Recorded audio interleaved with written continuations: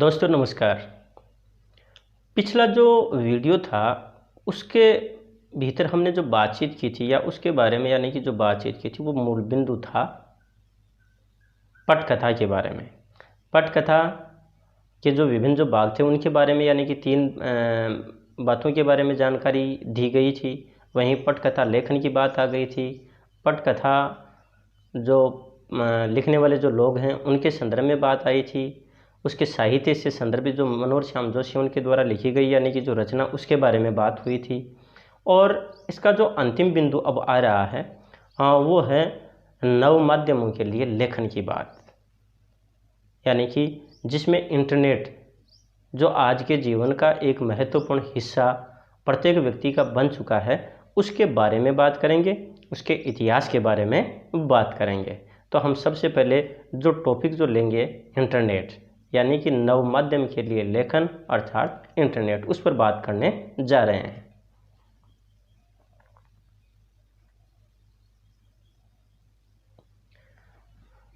आज इंटरनेट लेखन अभिव्यक्ति का सबसे सशक्त और सर्वव्यापी माध्यम है।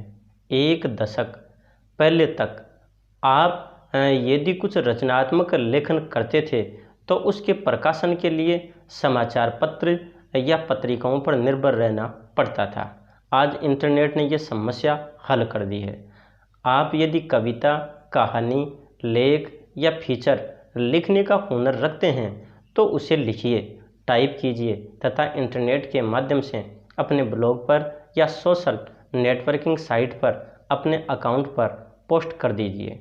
पलक झपकते ही आपकी लिखी सामग्री दुनिया के किसी भी कोने में बैठा व्यक्ति आसानी से पढ़ सकता है। इंटरनेट आज के दौर की सबसे सस्ती और विश्वव्यापी संचार प्रणाली है। अब तो तकनीकी उन्नति इतनी हो गई है कि 4G कनेक्टिविटी ने इंटरनेट की स्पीड को 10 गुना तक बढ़ा दिया है। दोस्तों यहाँ पर इंटरनेट के संदर्भ में बात कही गई है कि जो आज इंटरनेट है, वैसे इंटरनेट का मतलब होता है भीतरी जाल, तो सूचनाओं का भीतरी जाल, यानी कि जो इंटरनेट जो लेखन की अभिव्यक्ति का एक बड़ा सशक्त माध्यम रहा है, बहुत अच्छा माध्यम रहा है। एक दशक पहले अगर हम बात करें तो जो रचनात्मक लेखन करने वाले जो लोग थे और उसके प्रकाशन के लिए समाचार पत्र या पत्रिकाओं पर उनको निर्भर रहना पड़ता था। आज उसकी कोई ज़रूरत नहीं है क्योंकि इंटरनेट ने इस समस्या को हल कर दिया है। अगर मान लीजिए कि कोई कवि है या कहानीकार है या लेखक है या फीचर लिखने वाला व्यक्ति है जो इसकी कला को जानता है, रखता है, तो उसके लिए ज़रूरत इस बात की है कि वो लिखे, टाइप करे और इंटरनेट के माध्यम से अपने ब्लॉग या सोशल जो नेटवर्किंग जो साइट्स हैं जिसमें आपका फेसबुक आ गया, व्हाट्सएप आ गया, इंस्टाग्राम आ गया और जो अन्य जो भी चीज़ें इनसे जुड़ी हुई हैं उन पर यानी कि अपने अकाउंट पर पोस्ट कर दें और एक ही क्षण में यानी कि वो जो सामग्री पूरी दुनिया के सामने पहुंच जाएगी। संसार के किसी भी कोने में बैठा हुआ जो व्यक्ति है वो उस बात को पढ़ सकता है। इसलिए जो इंटरनेट है वो आज के दौर में सबसे ज़्यादा सस्ती और विश्वव्यापी संचार प्रणाली बन गई है। और अब जो तकनीकी उन्नति तो बहुत ज़्यादा हो गई क्योंकि अब नेटवर्क की दिक्कत भी नहीं आ रही है। जैसे 4G जो कनेक्टिविटी है उसने स्पीड को खूब ज़्यादा बढ़ा दिया और एक ही पल में संबंधित जो सूचना है वो हमें प्राप्त हो सकती है या फिर संसार के किसी भी कोने की सूचना को एक क्षण में हम प्राप्त कर सकते हैं। उसी क्रम में देखिए, इंटरनेट एक विशाल और विश्वव्यापी अंतर्जाल है जो जनसंचार का सबसे नवीन व लोकप्रिय माध्यम है। इसमें जनसंचार के सभी माध्यमों के गुण समाहित हैं। यह सूचना, मनोरंजन, ज्ञान और व्यक्तिगत एवं सार्वजनिक संवादों के आदान प्रदान के लिए श्रेष्ठ माध्यम सिद्ध हुआ है। तो यहाँ पर इंटरनेट की महत्ता की बात आई है कि जो इंटरनेट है वो आसानी से सुलभ होने वाला लोकप्रिय साधन है और जनसंचार के जितने जो गुण होने चाहिए वो सारे इसमें समाविष्ट हैं। ये सूचना देने का काम, मनोरंजन करवाने का काम, ज्ञान देने का काम, व्यक्तिगत और सार्वजनिक जो संवाद हैं उनको प्रस्तुत करने का एक अच्छा प्लेटफार्म है, एक अच्छा माध्यम है। अब हम बात करते हैं इंटरनेट पत्रकारिता के इतिहास के बारे में, और बहुत शानदार ये प्रश्न है, और मैं समझ रहा हूँ कि ये प्रश्न अब की बार परीक्षा में हमें पूछा जा सकता है। तो हमें बहुत ही ध्यानपूर्वक इंटरनेट इतिहास के बारे में या इंटरनेट जो पत्रकारिता है उसके बारे में हमें ध्यान रखना है, जानकारी रखनी है। यहाँ पर इंटरनेट पत्रकारिता और वहीं पर उसके इतिहास की जो बात आती है उसके बारे में हम चर्चा कर रहे हैं। इंटरनेट पत्रकारिता को ऑनलाइन पत्रकारिता, साइबर पत्रकारिता, वेब पत्रकारिता आदि नामों से भी जाना जाता है। भारत में इंटरनेट पत्रकारिता का प्रारंभ 1993 से माना जाता है, जबकि दूसरा प्रभावी जो चरण है वो 2003 से हुआ। rediff.com को भारत की पहली साइट कहा जाता है, लेकिन वेब साइट पर विशुद्ध पत्रकारिता शुरू करने का श्रेय तहलका.com को दिया जाता है, जिसने अपने स्टिंग ऑपरेशंस के जरिए पत्रकारिता जगत में ही अपने नाम के अनुरूप तहलका मचा दिया था। दोस्तों, यहाँ पर इंटरनेट पत्रकारिता को विभिन्न नामों से भी जाना जाता है, इसके बारे में जानकारी दी है। यानी ऑनलाइन पत्रकारिता कह दें, साइबर पत्रकारिता कह दें, वेब पत्रकारिता कह दें। बात आती है इसके इतिहास की। ध्यान रखिएगा, यहाँ पर भारत का यानी कि इंटरनेट का जो इतिहास है विशेष रूप से भारत के संदर्भ में बताया है।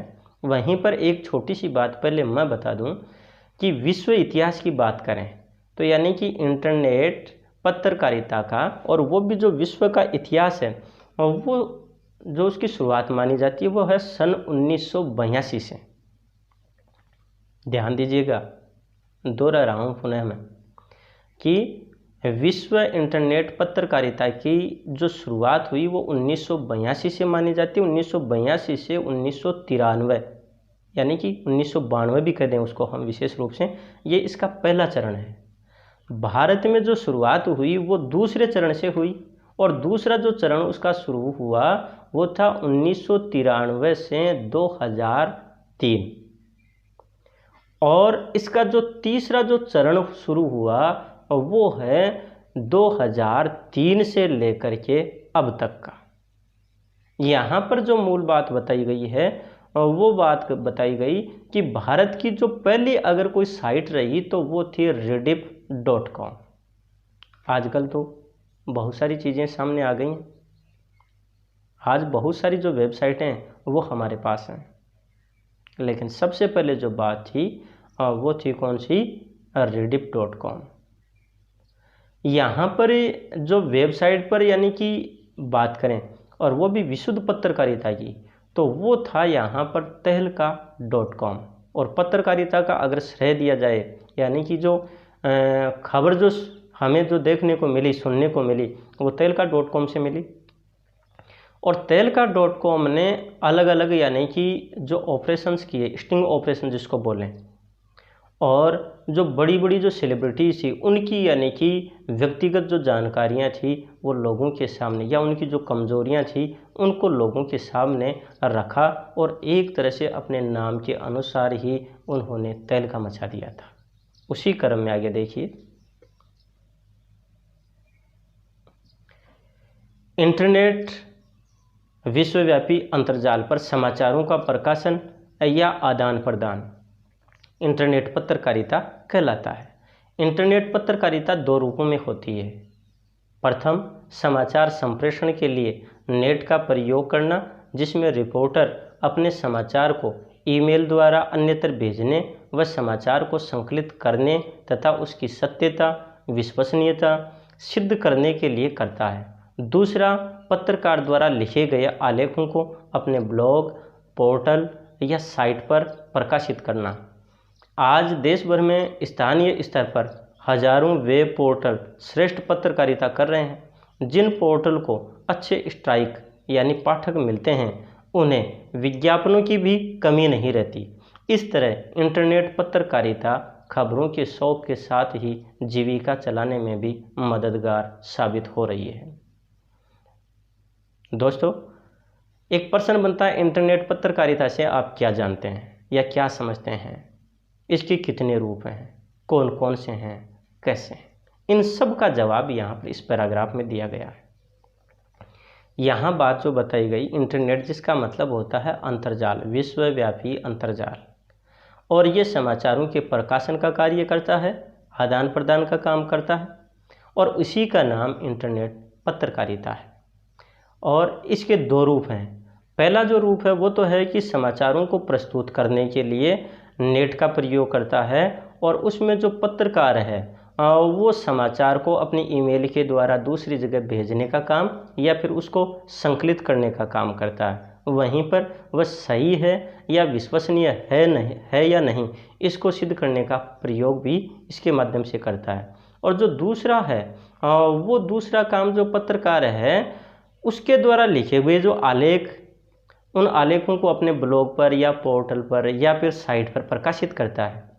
और आज देश भर में स्थानीय स्तर पर हजारों वेब पोर्टल श्रेष्ठ पत्रकारिता कर रहे हैं। हमें यानी संसार भर की जो खबरें हैं उनके माध्यम से मिल रही हैं। और जो पोर्टल अच्छे स्ट्राइक यानी उनके जिनको पाठक अच्छे मिल रहे हैं उनके पास में यानी कि विज्ञापनों की भी कमी नहीं रहती। और इस प्रकार से जो इंटरनेट पत्रकारिता और उसमें जो खबरों के शौक जिनको लगा हुआ है, ये मान लीजिए कि उनके लिए रोजगार के रूप में भी ये बहुत बड़ा प्लेटफॉर्म है, बहुत बड़ी जगह है। फिर देखिएगा,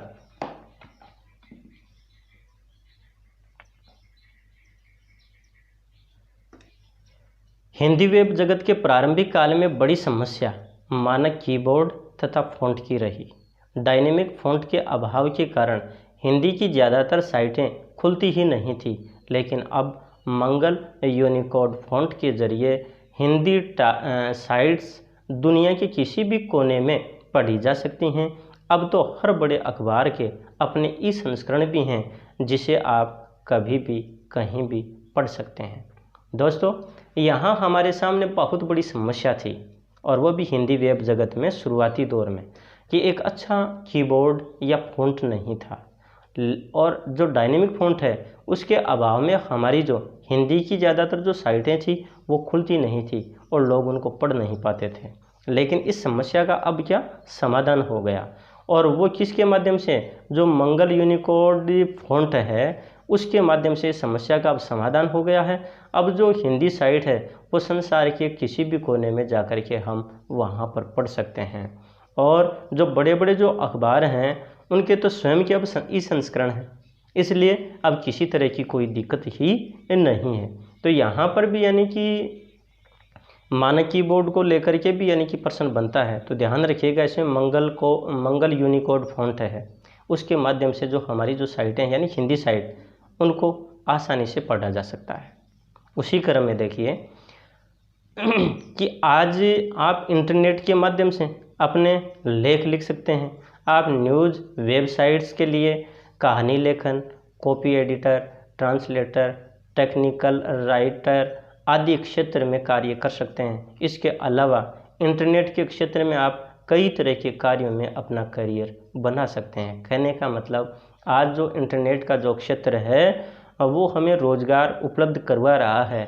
अगर हमारे भीतर उससे जुड़ा हुआ हुनर है तो वहाँ के लिए हमें प्रस्तुत करना चाहिए। जैसे कहानी लेखन की बात आ गई, वहीं पर कॉपी एडिटिंग की बात आ गई, ट्रांसलेटर की बात आ गई, टेक्निकल जो राइटर हैं उनकी बात आ गई। कहने का मतलब हर क्षेत्र आज के युवा के लिए खुले हैं और उस तरफ उसको रुझान करना चाहिए। आगे देखिए,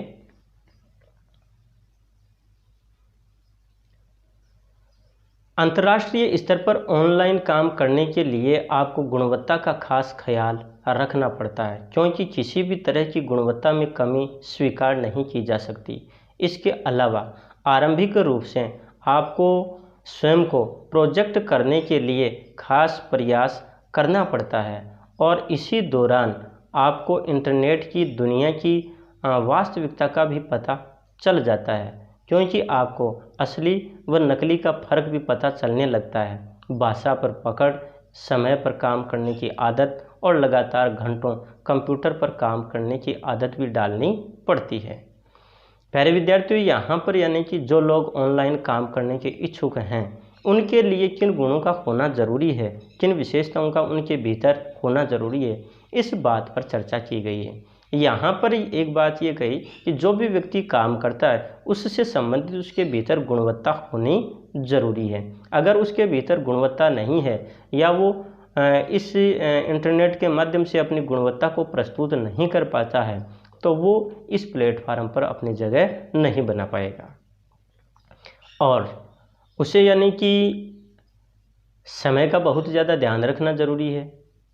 वह विषय का ध्यान रखे, भाषा का ध्यान रखे और कंप्यूटर पर लगातार काम करने की आदत भी उसके भीतर होनी चाहिए। और जो भी चीज़ें वो प्रस्तुत कर रहा है वो वास्तविक होनी चाहिए, उनके भीतर सत्यता होनी चाहिए। उसी क्रम में आगे देखिए, इंटरनेट पर इन दिनों विभिन्न वेबसाइट्स हैं जिनमें हिंदी, अंग्रेजी व अन्य भाषाओं की विभिन्न विषयों पर वेबसाइट देखने को मिलती है। ये वेबसाइट्स अलग अलग विषयों पर बनी हैं, जिनमें कुछ साहित्यिक हैं तो कुछ संबंधित संस्कृति के बारे में। ये वेबसाइट्स अपने आप को लगातार अपडेट करती रहती हैं और इनके लिए उन्हें अच्छे कंटेंट की ज़रूरत लगातार पड़ती रहती है। न केवल अच्छे कंटेंट बल्कि नए विचारों को भी ये वेबसाइट अमल में लाना चाहती हैं, क्योंकि आजकल इंटरनेट पर कुछ नया करके ही लोग अपनी आय बढ़ाते हैं। अगर आप कुछ अलग तरह से सोचते हैं और अगर आपको लगता है कि आपकी सोच से आप किसी भी कंटेंट वेबसाइट का रेवेन्यू बढ़ा सकते हैं, तब निश्चित रूप से आपको इंटरनेट का साथ लेना चाहिए। दोस्तों, यहाँ पर जो बात बताई है वो बात ये बताई है कि आज विभिन्न जो भाषाएं हैं उनमें वेबसाइट हमें देखने को मिल रही हैं। विभिन्न जो विषय हैं उनसे जुड़ी हुई जो वेबसाइट हैं वो हमें मिल रही हैं, और जिनमें कुछ तो साहित्यिक हैं और कुछ संस्कृति के बारे में जानकारियाँ उपलब्ध करवाती हैं। और ये वेबसाइट अपने आप को लगातार अपडेट करती रहती हैं। अगर उनको अच्छे कंटेंट जो हैं उनको ज़रूरत पड़ती है और अच्छे कंटेंट या बल्कि नए विचारों को भी ये वेबसाइट हैं वो हमेशा अमल में लाती हैं, प्रस्तुत करती हैं। क्योंकि आजकल जो इंटरनेट है उस पर कुछ नया करके दिखाने पर आय बढ़ती है। और अगर आप कुछ अलग तरह से सोचते हैं और आपको लगता है कि आपकी जो सोच है वो किसी भी कंटेंट वेबसाइट का रेवेन्यू यानी उसकी आय बढ़ा सकती है, तो निश्चित रूप से यानी कि उस व्यक्ति को इंटरनेट का सहारा लेना चाहिए, ताकि उसको भी उसकी जो आय है उसकी प्राप्ति हो सके। फिर उसी क्रम में देखें, अगर आप अपने आलेख लिखकर ब्लॉग पर प्रकाशित करना चाहते हैं तो गूगल का ब्लॉग स्पॉट तथा वर्डप्रेस बेहतरीन प्लेटफार्म है, जहां आप निःशुल्क अपना ब्लॉग बनाकर असीमित स्पेस के साथ अपने आलेख सचित्र प्रकाशित कर सकते हैं। इसके साथ ही फेसबुक पर भी आप अपने लंबे आलेख प्रकाशित कर सकते हैं। हालांकि ट्विटर पर शब्दों की सीमा है, लेकिन अब वहाँ भी आप अपने जो विचार हैं संक्षिप्त में अभिव्यक्त कर सकते हैं। हिंदी लेखन के लिए सहज और सरल भाषा का प्रयोग करें तथा तथ्यों के प्रकाशन में विश्वसनीयता का ध्यान रखें। दोस्तों, जो लोग यानी कि लेखन कार्य में रुचि रखते हैं, जो लिखते हैं, उनके संदर्भ में ये बात यहाँ पर बताई है कि ये जो व्यक्ति हैं अपने जो आलेख हैं वो ब्लॉग पर प्रकाशित कर सकते हैं। और इसमें विशेष रूप से जो जगह बताई वो है गूगल ब्लॉग स्पॉट तथा वर्डप्रेस। ये अच्छे प्लेटफार्म हैं, वहाँ पर अपनी जो जानकारी है निःशुल्क रूप से यानी प्रस्तुत कर सकते हैं, और वो भी चित्रों के साथ में। इसके अलावा जैसे फेसबुक है, उन पर भी हम लंबे जो आलेख हैं उनको प्रकाशित कर सकते हैं। ट्विटर भी एक माध्यम है, और भी अन्य ऐसी बहुत सारी चीज़ें हैं जिनके माध्यम से व्यक्ति अपने विचारों का आदान प्रदान कर सकता है।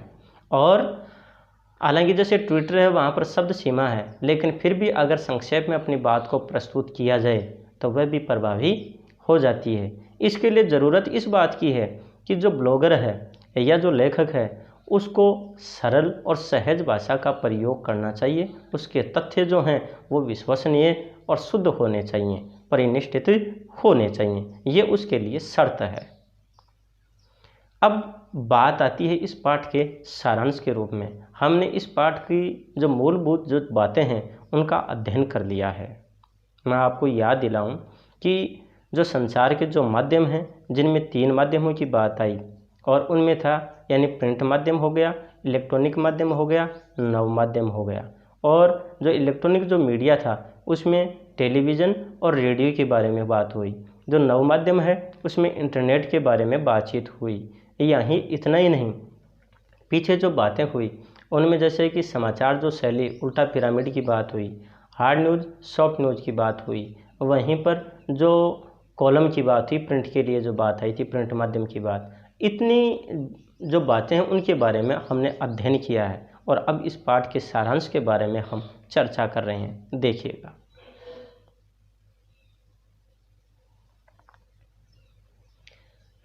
समाचार कैसे लिखा जाता है, उसकी शुरुआत कैसे की जाती है, महत्वपूर्ण सूचनाएं कब और कैसे लिखी जाती हैं, इन सब बातों की जानकारी हमने प्राप्त की। हालांकि समाचार का लेखन सभी माध्यमों में एक ही तरीके से होता है, लेकिन उससे प्रस्तुतिकरण भिन्न भिन्न तरीके से होता है। जैसे अखबारों में समाचार जितने विस्तार से लिखे जाते हैं उतने विस्तार से टीवी या रेडियो में नहीं सुनाई पड़ते। इंटरनेट आधारित लेखन में सोशल मीडिया पर प्रसारित होने वाली सूचनाओं को लेकर ब्लॉग लेखन तक तथा वेबसाइट पर प्रस्तुत किए जाने वाली वेब सामग्री के लेखन के भी भिन्न तरीके हैं। कहने का मतलब है जो हमने पाठ में जो पढ़ा है उसी के बारे में यहाँ पर बात कही गई है। समाचार के लेखन की बात आ गई, उसकी शुरुआत की बात आ गई और उसकी महत्ता की बात आ गई। वहीं पर जो विभिन्न जो माध्यम हैं उनके बारे में बात आ गई, टीवी रेडियो के बारे में बात आ गई, इंटरनेट के बारे में बात आ गई। उसी क्रम में जो बात है वो बात ये है कि जो फिल्म की पटकथा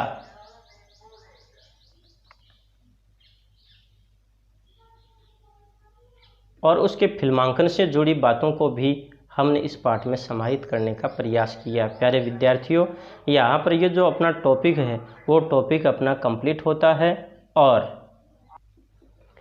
तो उसके फिल्मांकन से जुड़ी जो बातें हैं उनके बारे में यहाँ पर जानकारी दी गई थी। इस प्रकार से जो ये अपना टॉपिक है यानी कि समाचार लेखन का, जो कि 2 नंबर का जो प्रश्न बोर्ड की परीक्षा में पूछा जाता है उसके बारे में हमारी बातचीत हुई। वहीं पर जो प्रतियोगी परीक्षार्थी हैं उनके लिए भी ये महत्वपूर्ण है, जिनमें वस्तुनिष्ठ प्रकार के जो प्रश्न हैं बहुत ज़्यादा बनते हैं। उन लोगों के लिए भी ये जो टॉपिक है वो बहुत ज़्यादा महत्वपूर्ण होगा, ऐसी मैं अपेक्षा रखता हूँ। और अब हम नए बिंदु के साथ फिर मिलेंगे, तब तक के लिए नमस्कार, धन्यवाद।